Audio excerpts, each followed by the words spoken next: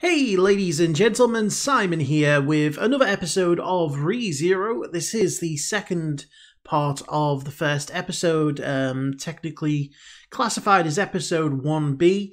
And just as a bit of a reiteration, because I've seen some of the comments from the first half of the episode, I am going to be watching this in its original transmission form. I'm not going to be watching the director's cut, and I'm going to be sticking to the sub.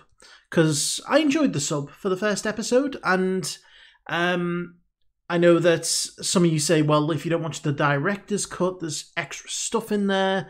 What I will do is that if I certainly find this show interesting enough that I make it to the end, then I'll go back and watch the director's cut on my own time, or possibly even do like a re-reaction, but only put in some of the new elements. It just depends on how it goes, but for now, I'm sticking with this format. I like it, and I thoroughly enjoyed the first episode. So, the premise has been kind of set.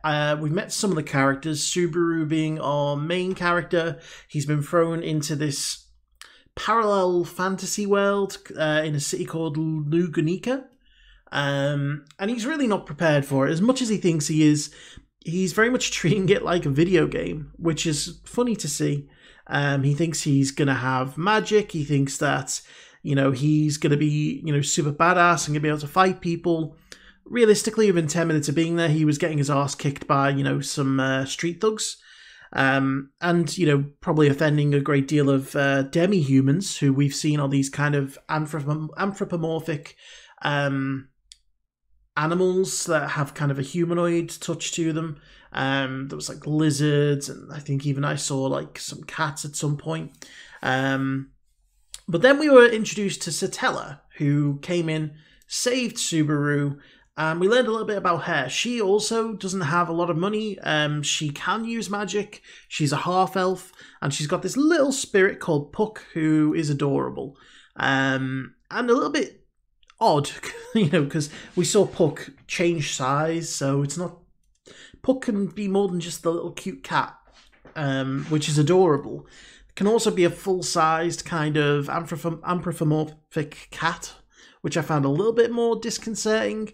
But they're on the chase of this thief, who has taken a pendant of Satella's.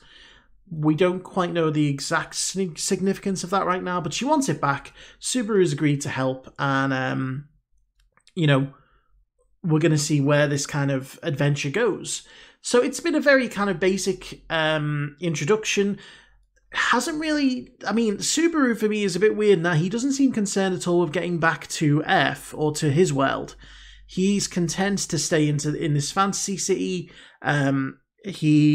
I don't know if he doesn't have any family that he's concerned with, or, if he lives alone, or if he just doesn't really give that much of a damn. It's hard to say, because there's not been... the only thing we know is that he was a sit-in. He stayed in a lot, played a lot of video games. That's it. He hasn't really spoken about much of his family or his history other than that. Likewise with Satella, we don't really know much about her. We don't know the significance of her being a half-elf. She kind of was acting as if, being a half-elf was to her detriment, almost as if there's like some kind of a racial issue around it, which I wouldn't be surprised if that was the case, But yeah, we're gonna see where this goes. So there's a lot more to explore, but I've enjoyed the first episode. The characters seem interesting enough. And a lot of you have been saying that this is going to be quite a journey, so I'm very much prepared to go on that journey with you all. So before we jump into this next part, I want to say a big thank you to my Patreon super supporters: Frank Tremel, Karen Abel, Ace, Nick Walters, The 7 Deadly Sins, Damon Smallwood, Michael Y, Richafa, Clara Gros-Louis, and Mr. Greg 89. So without further ado, let's jump in. I was going to say don't talk to strangers, but he seems to have a relevant question.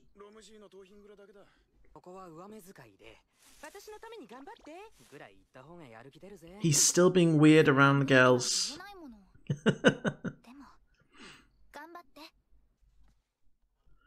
Oh.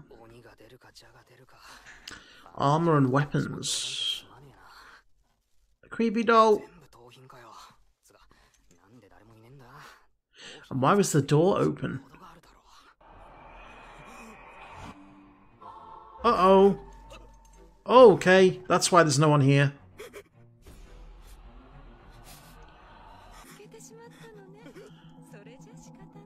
Oh no, was that Felt? Did Felt do that?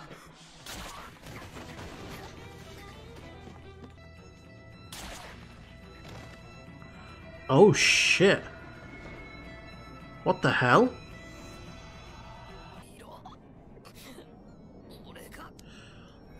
That's what he said in the intro to the last.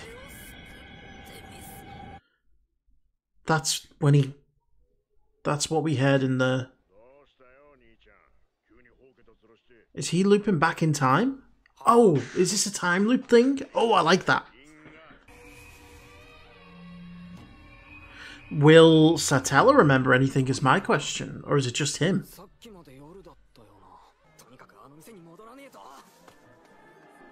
He's going to go back and that guy's going to be alive.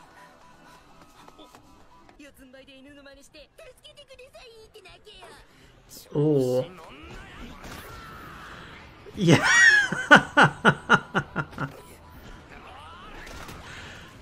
Okay, I like the way this is going this time around.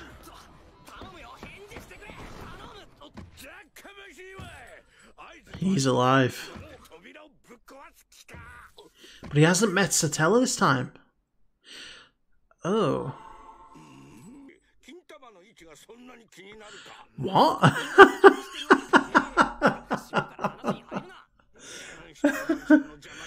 Oh god.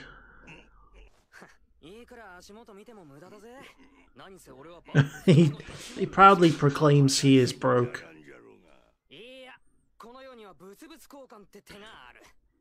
But something must go wrong if he ends up dying.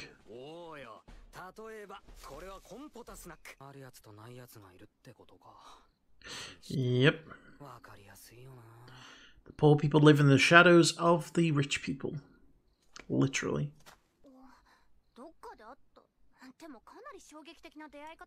I wonder if Puck, because she's a spirit, will remember things.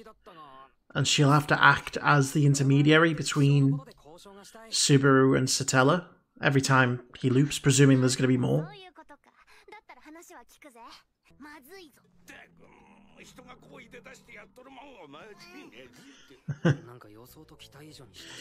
Yeah, I'm thinking maybe she didn't kill him.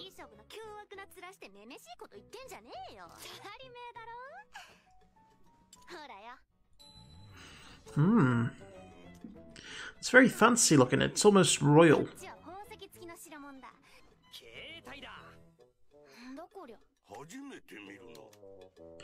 Yeah, there's no electricity in this world.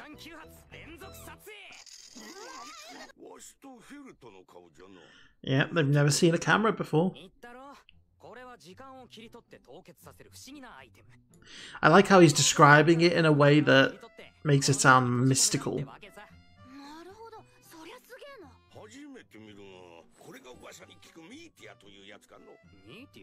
Meteor?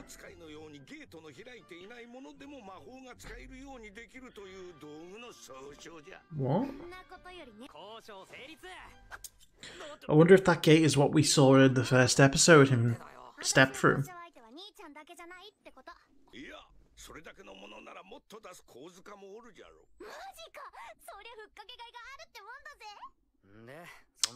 Uh-oh. I've got a feeling this client is the one who ends up killing them. Yeah.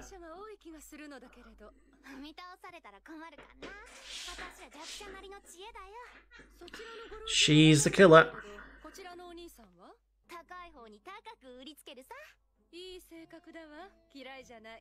I've got a feeling she is going to hand the money over, but then kill everyone and take both the money and the goods.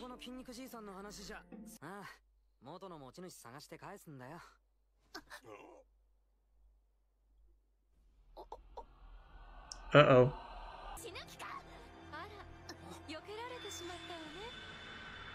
Oh shit.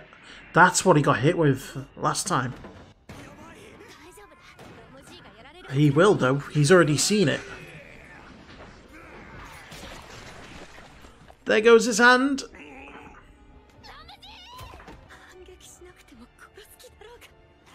Felt. This isn't going to end well for you.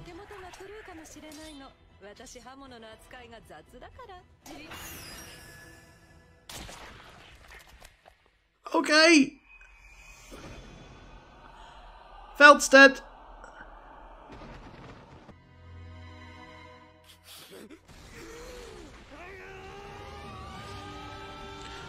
She's just gonna stab him.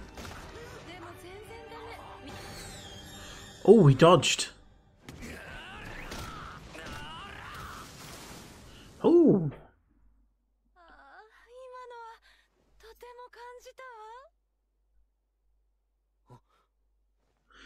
She got him though. Ah. Here we go again.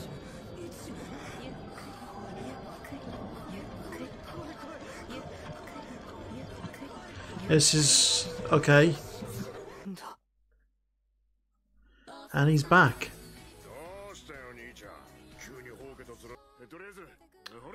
Oh.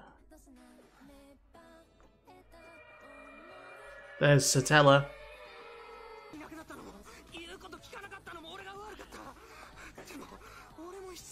She's not going to remember, is she?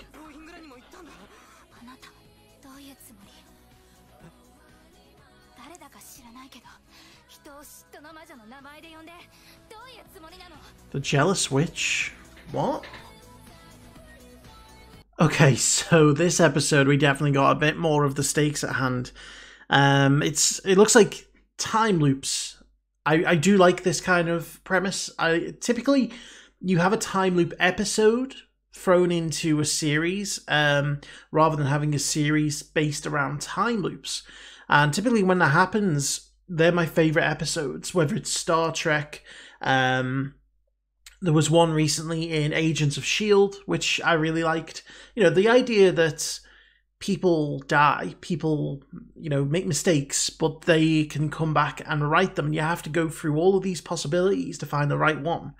I always find that fascinating. Now, in this show, if that's going to be the whole premise of it, there is so much potential, because you could take one scenario and make several episodes out of it. It's actually a very clever way to write a show and have a very limited scope. Because, like we've seen here, this episode was focused around the same premise as the first, in terms of, you know, we saw several of the same events, the same locations. It got to a certain part where, you know, Subaru and Satella went into Old Man Ron's house and found him dead. And at that point, they both died as well. And the rest of the episode was spent retreading those steps, just in a different scenario. And it's interesting that, you know, in the second scenario, Subaru didn't run into Satella at all. He didn't even think about it. He just thought about getting to Felt, getting the insignia back, and then, you know, giving it back to Satella. How he's going to quite go about explaining this, and if he has to do that every time, that's going to get frustrating for him, I can imagine. Like I say, I think the key here is I think Puck is going to remember. I think because Puck is a spirit, it's going to allow Puck to retain memories of what happened.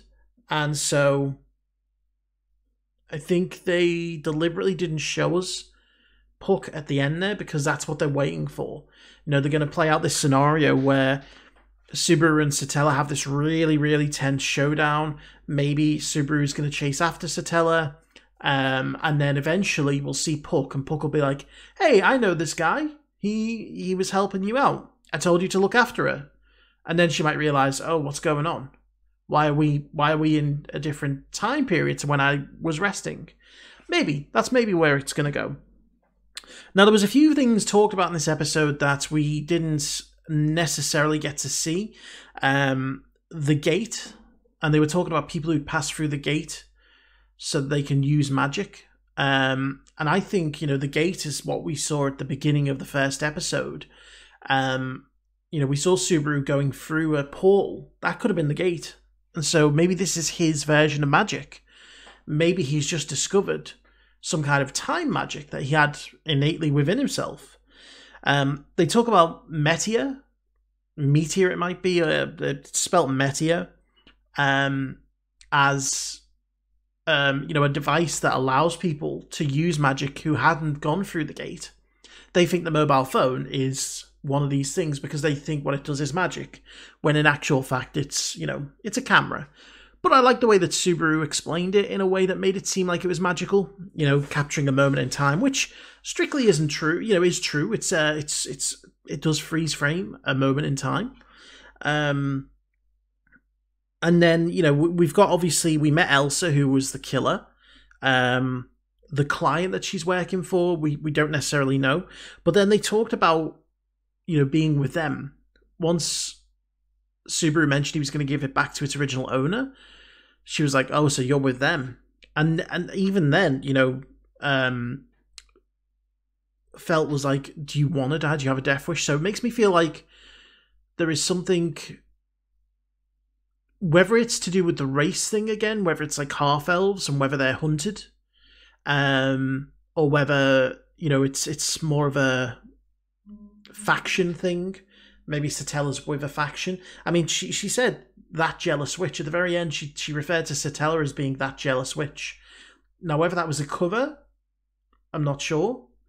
I think personally, Satella is a half-elf. I think she could be quite an important half-elf, and she's probably very well known.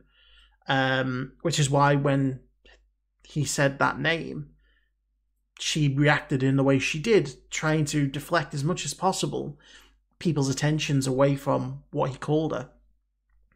And so I think that maybe this client is someone who hunts elves or something along those lines. That's my initial predictions so far.